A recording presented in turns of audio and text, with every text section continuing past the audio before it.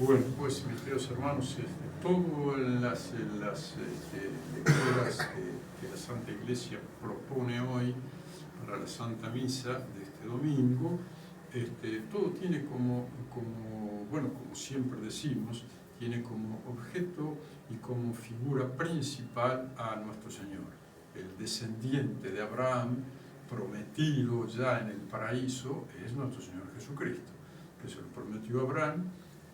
Después de 430 años, Dios le dio la ley a Moisés.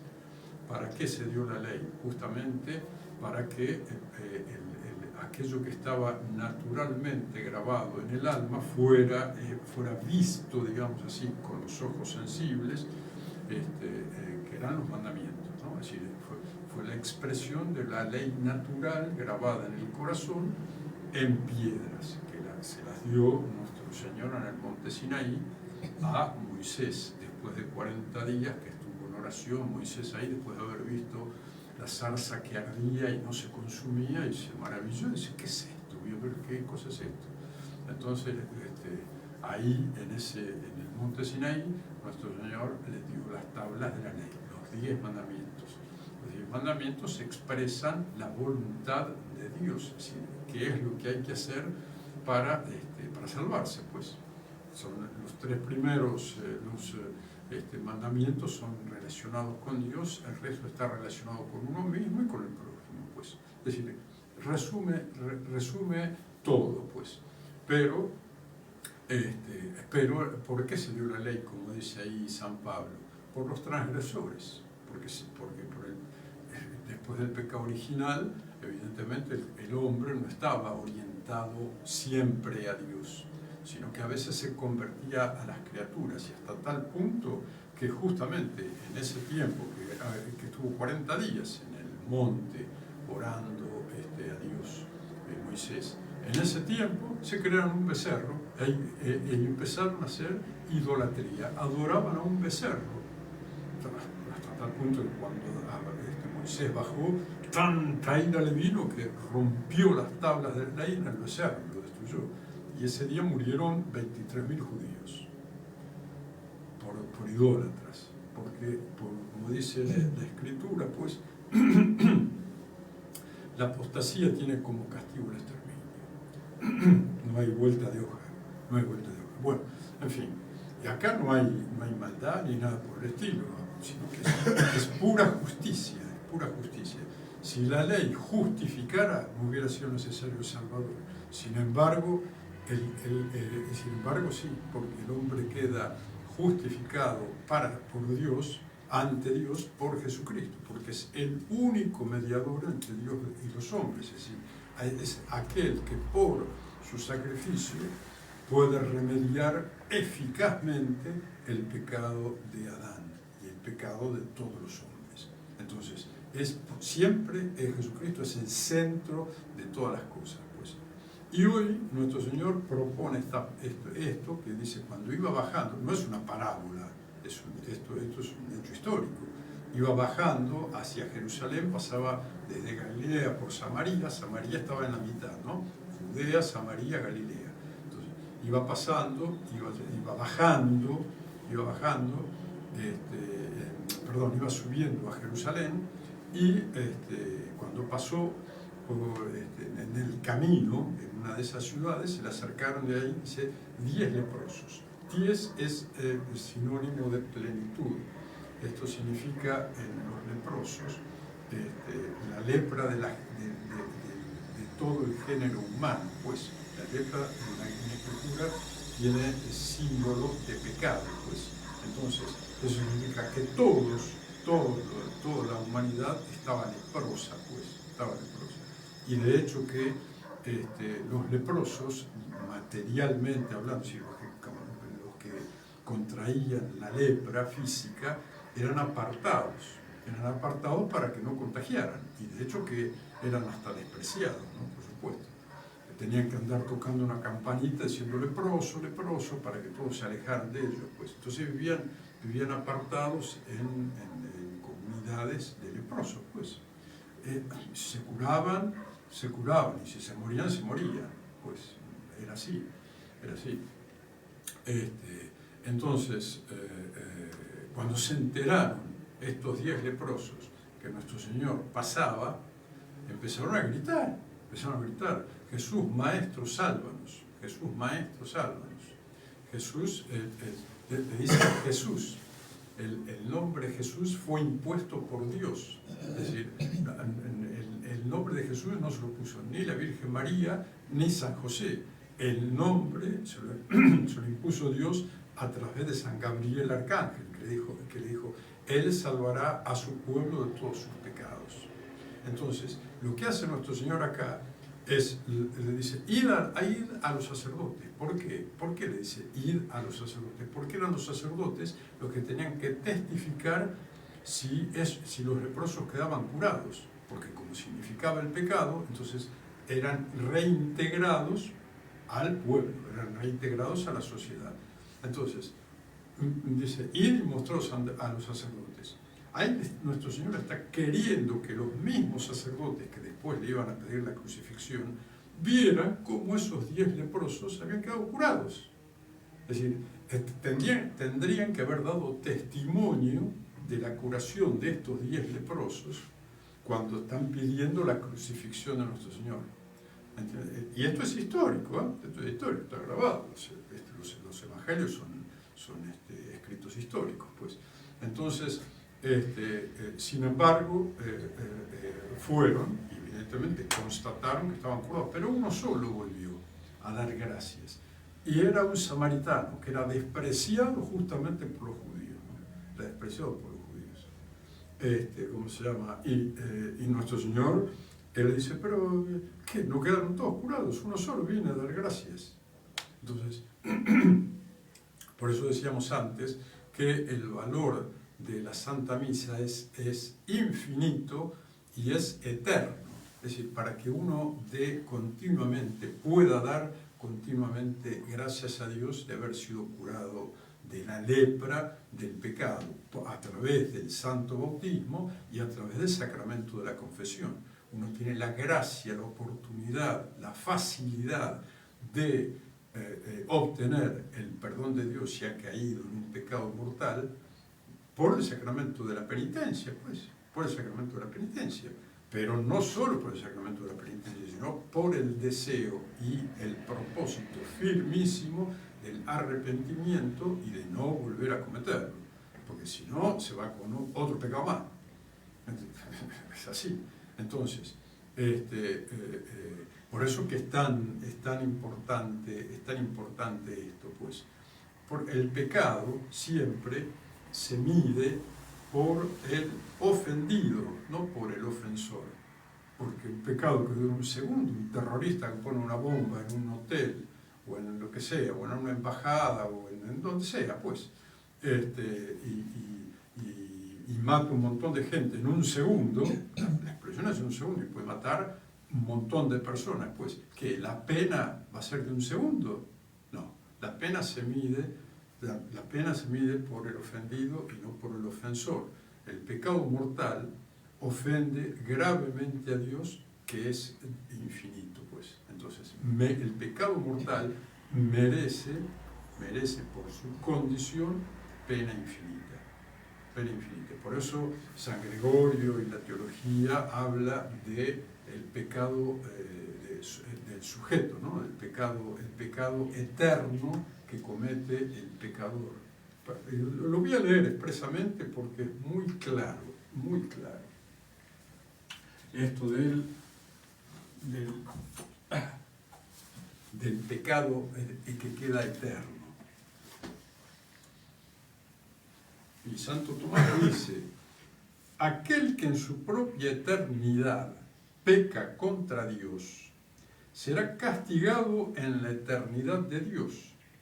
Y se dice que alguien peca en su eternidad no solo por la continuación del acto pecaminoso durante toda su vida, sino también porque al proponerse el pecado como propio bien, tiene la intención de pecar eternamente.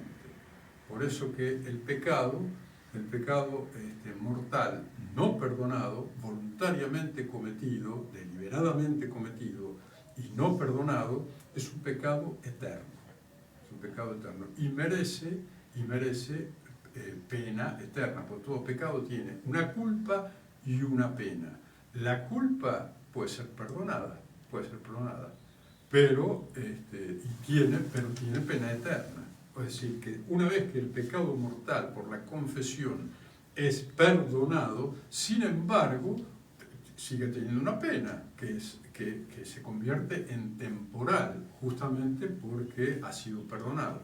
Pero forma parte del pecador el reparar esa pena, porque es temporal, sea aquí en la tierra, sea en el purgatorio. Entonces, por eso que todo pecado tiene su castigo.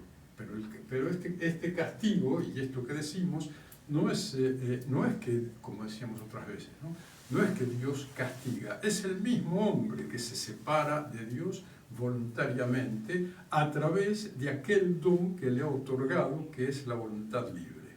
Voluntaria y libremente el pecador escoge el mal, el pecado, como propio bien, y se aparta eternamente de Dios. Si no se arrepiente, si no se convierte, es decir, si no da esa vuelta a Dios, como el hijo pródigo, pues, si no da vuelta a Dios, ese pecado es eterno. Por eso el pecador peca en su eternidad, como dice aquí Santo Tomás.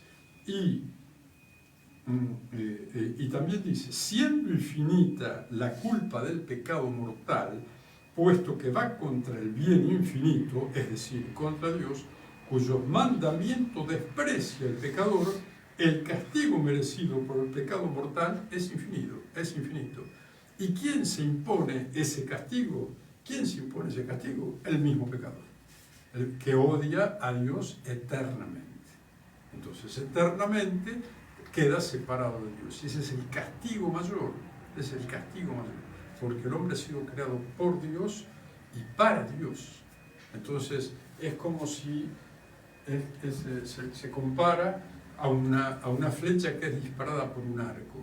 La flecha tiende a su objeto, a su fin, que es el blanco. Bueno, el alma que sale separada del cuerpo, el pecado mortal, tiende necesariamente hacia ese blanco que es Dios, pero como no lo ama, entonces el desgarramiento que se produce es infinito, entonces lo odia Dios, y esto es un círculo permanente. El alma está desgarrada eternamente.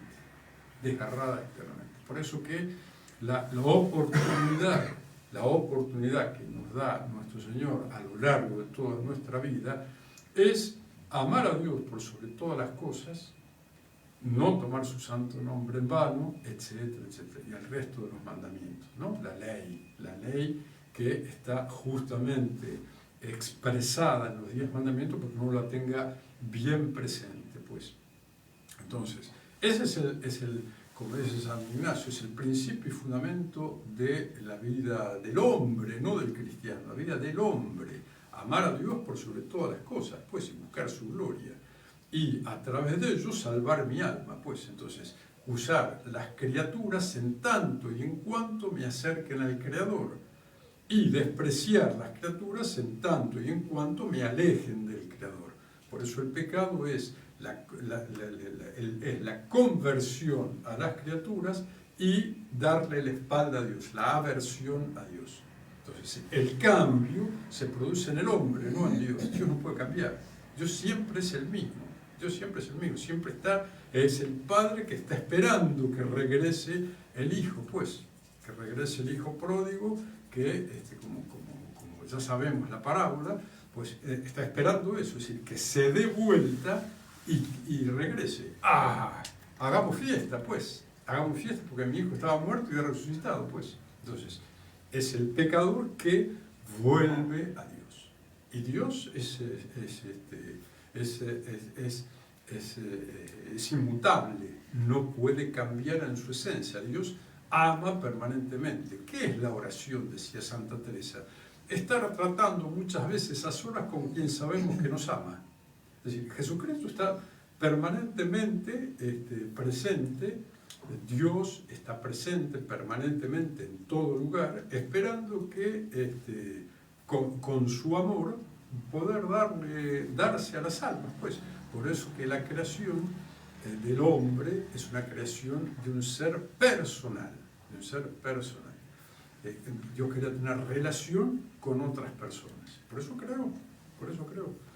Y creó a su imagen y semejanza. Nos ha dado entendimiento y nos ha dado voluntad. Pues, bueno, en fin. Entonces, que la gracia de la Santa Misa de hoy sea la imitación de este samaritano que volvió a los pies de nuestro Señor y le agradeció el haber sido curado. Pues nosotros hemos sido curados ya en el Santo Bautismo y hemos sido curados muchas veces por el sacramento de la confesión. Pues si no es por la confesión en cuanto realidad o en cuanto deseo, ¿no? Hay mucha gente que no puede confesar, pero el deseo de confesarse, no habiendo sacerdote, porque hoy día es muy difícil, no habiendo sacerdote, el deseo de confesarse atrae la gracia de Dios, por supuesto, lo que se llama el acto de contrición perfecto, habiendo sacerdote, pudiendo confesarse, uno tiene la tranquilidad y la seguridad. Muy bien, pero Dios no se agota en los sacramentos, ¿no? Es decir, uno tiene la desgracia de caer en un pecado mortal, bueno, el domingo me confieso. No, ya hay que hacer este acto de contrición perfecto por haber ofendido a un Dios tan bueno y tan grande, pues que no merece ser ofendido de tal manera, porque si yo me muero ahí al instante inmediato después de haber cometido un pecado mortal, me voy al infierno, por esto que acabamos de decir, ¿no? Porque he propuesto mi bien, he propuesto el pecado como mi bien, como mi propio bien. Entonces, eternamente voy a estar apartado de Dios, porque eternamente quiero pecar. Eso es lo que se llama la eternidad subjetiva del pecador. Muy bien, entonces que la gracia de la Santa Misa de hoy, decíamos, sea esta, ¿no? De agradecerle a Dios que nos ha librado del pecado original, nos ha dado la posibilidad de llegar al cielo, claro, sí, y le vamos a pedir esta gracia mediante la Santísima Virgen María, que no tuvo necesidad que nuestro Señor reparara en ella absolutamente nada, porque desde el mismo momento de su concepción es inmaculada, es llena de gracia. Entonces, y además esta llena de gracia es la mediadora de toda la gracia. Todo lo que nosotros le pedimos a Dios, ella lo pide y lo entrega, pues todo pasa por ella. Así que es extraordinario, una cosa que uno no debe olvidar nunca. Bueno, muy bien, entonces que esta sea la gracia de Santa Misa y que Dios nos las conceda a nosotros los argentinos a través de Nuestra Señora de Luján. Y que así sea, por el Padre, el Hijo, el Espíritu Santo.